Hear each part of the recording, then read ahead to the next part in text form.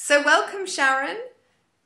Thank you, Vanessa. I am really happy to be here with you. Me too. So I'm delighted to have you here. And I'd love if you could just start off by sharing with us what it is that you do that you love.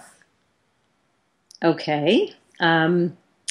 Well, I think that I would encapsulate it by calling it a guide. I kind of flip around between psychotherapist and some coaching and counselor. And those words I get kind of lost in. So I'd say it's being a guide and guiding people mainly in developing the relationships that they want, beginning with the self.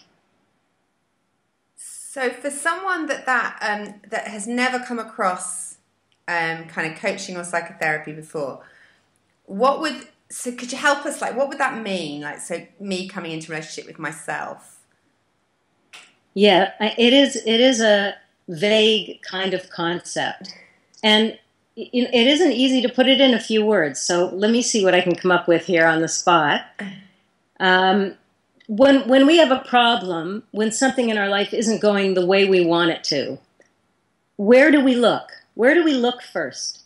So, okay, you going to answer that for me? Inward, probably, I would say. Inward, yeah. Well, and most people eventually get to inward. But they might look outward first. Yeah, we first look in the outside world, and we go, I need to change this, I need to move, and we keep doing that. And things get different, and eventually issues resurface that are kind of at the root, the patterns that keep us from fulfillment, from the real happiness and sense of self, sense of being that we long for. So what I do is point people inward, and sometimes that's through looking at what's going on the outside. Very often that's true. And then we look inside. So how do we treat ourselves? How do we think about ourselves? And the self, again, can be very vague. So one of the wonderful tools that I've been working with that's made this profession so much more enjoyable for me is deepening my own understanding of our bodies and how that connects in with our brain and how we treat our body. Because people think we really love ourselves, and yet we're the first ones to do things to our bodies that are not so kind. And that's what I love, is helping people build that sense of authenticity with themselves. Like, you can fool me, but you can't fool yourself. No, I think it's the other way around. You can't, no. It's one of those things. What I'm trying to say is that discovery, and even moving away from the cliches, Can you fool yourself? Can I fool myself? Can I, it's really opening ourselves to what's actually going on and being willing to just let our hair down and tell the truth to somebody and get easier and easier with telling the truth to others. And so what does that give you? Because, like, I can see you love it, and I'm curious, kind of like, what does it give you? There's so much suffering that is all around, and when I can do anything to move a human being from difficulty to more ease, I think it's just natural to me, to who I am, to my nature. Like, I feel like I had to hide the fact or feel embarrassed about the fact that I was a giver. Like, somehow in this society thing, it's not cool to give. You have to either be some religion or I don't know. And I've just really recognized that that's my most comfortable experience. Not rescuing, but really genuinely having myself be effective. And I think that's true for everyone. Like, how we give might be different, but feeling purpose in our being and not doing only. Like, we can do lots of stuff, but it doesn't connect in with that heartfelt sense of, I'm being fully me here, I'm showing up, and the experience of me creates an ease in your life. It's just so deeply, and it's deeply satisfying. Yeah. And has it been an easy journey getting to where you are now, or have there been kind of challenges along the way?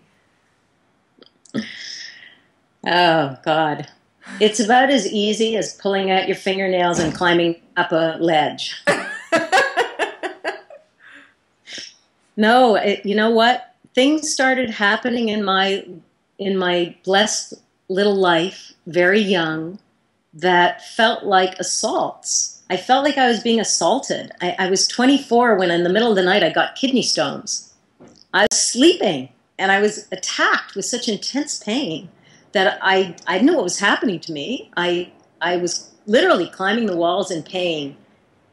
Wow. And I didn't know who to speak to or how to speak it because it was unknown. So that was like an early memory. There's earlier memories, childhood, teenage years. And as I continued on this journey, it just felt like there was so many assaults to my innocence, to my hopefulness. So many. And now I've gotten to the place where I can actually see them all as gifts. But that did not come easy. For a long time, I really felt hard done by. I really felt, like attacked and mistreated, punished, and I didn't understand what was wrong. So I looked in myself for my flaws, and I found lots, but that didn't help either. It's been really, really an incredibly challenging life, and I'm grateful for all of it. And now when the challenges come, I recognize them as, it's almost like my words that come now is like, I'm getting an invitation from God or the universe to know more. The suffering they feel like invitations. That doesn't mean they don't hurt. When something bad happens, it hurts. It's hard. But there's this expression where you don't have to suffer twice. Yeah. It is what it is, and then we beat ourselves up. Yeah. So if we remove that part of it and we stop beating ourselves up, but just receive the suffering, whatever it is that's happening, and this is a reality of human life. So as you're kind of experiencing these struggles, what kept you kind of walking towards your purpose? Because that's challenging, isn't it? When you're suffering, and yet you've got this giving nature, and what kept you on purpose?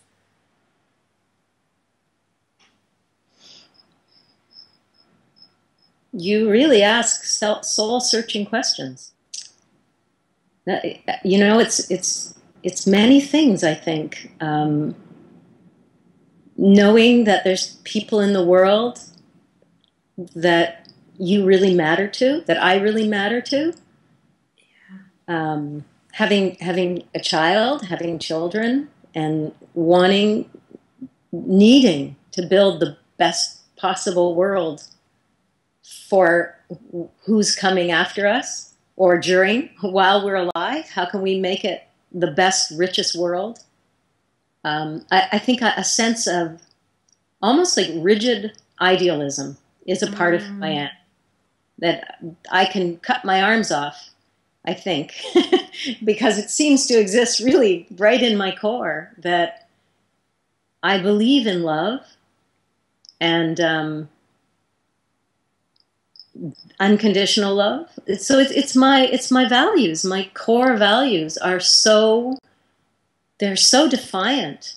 They're so strong that that there's just really nothing that, I've been knocked down, but I just take my time down and, sometimes just, actually, I remember one morning when I realized that what got me up in the morning, what gave me the courage to get up in the morning, was thinking about what I was going to wear. And that's really superficial, right? But I just accepted that. One morning I realized, oh my God, you were depressed until you thought about clothing. And I realized that there's a love of clothing, that I actually love dressing up. And that's sort of, I think I'm offering that as kind of a key to self-awareness, self-acceptance, a really basic level to say, it's okay. That's against all my values to be materialistic of that nature, but it's totally who I am. So you start accepting it. You just take those steps. Yes. And once you get the hang of one, okay, if I can accept that, what else can I accept? And it's kind of like Hansel and Gretel, you know, the pebbles are there, or the breadcrumbs, and you just keep picking them up and you find your way. Funny, I never had that thought before, but... And what shines through as you talk is your courage. And I'm wondering if that's something that you recognize in yourself.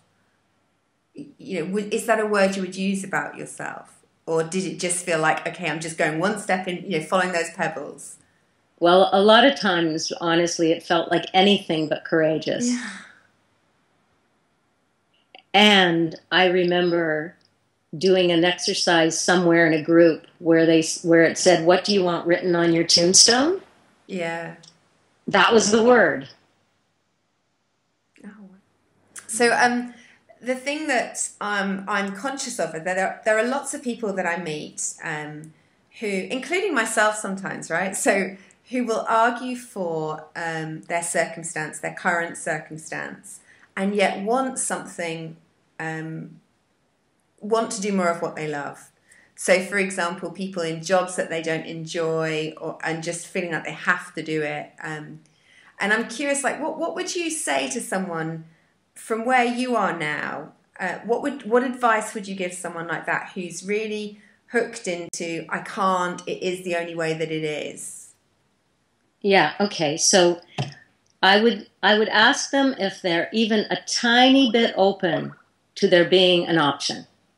Mm. So that's the first step. Is there even a tiny little place in yourself where you'd say that's possible that I could do something else, that something else could happen?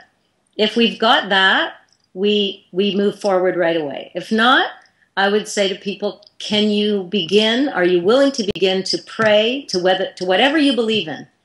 It doesn't have to be God. Some people are not spiritual, but just put out a message in your mind. Open the door.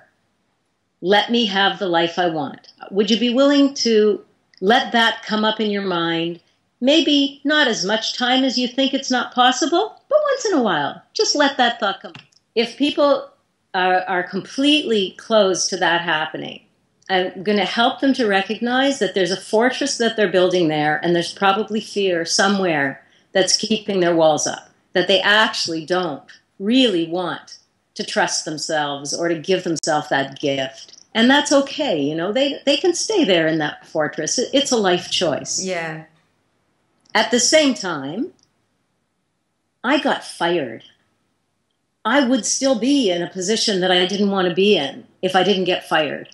And I got fired by a man, a boss, who happened to be male. The main thing is a boss, who adored me and who I did everything for him for 4 years.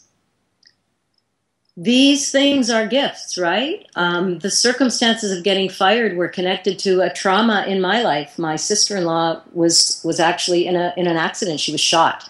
I was in the intensive care unit looking after my sister-in-law. Anyways, horrible things. You know, no one in the right mind would be harmful, but yeah, whatever, things happen in life. I made a decision at that point that no one would ever have the right to fire me again. That somehow I was going to change that aspect of how I worked in this world. So that determination, I went back to university. At 45, I went back to university. At 50, I got my master's. The best thing that ever could have happened to me. Such an incredible gift. I had no idea who I was until that whole thing happened. I was living another life.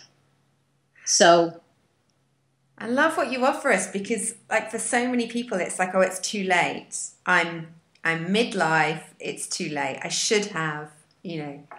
And what you're saying is, if there's that chink of possibility, then anything's possible. Sharon, that's incredible. It's what you offer is very rich.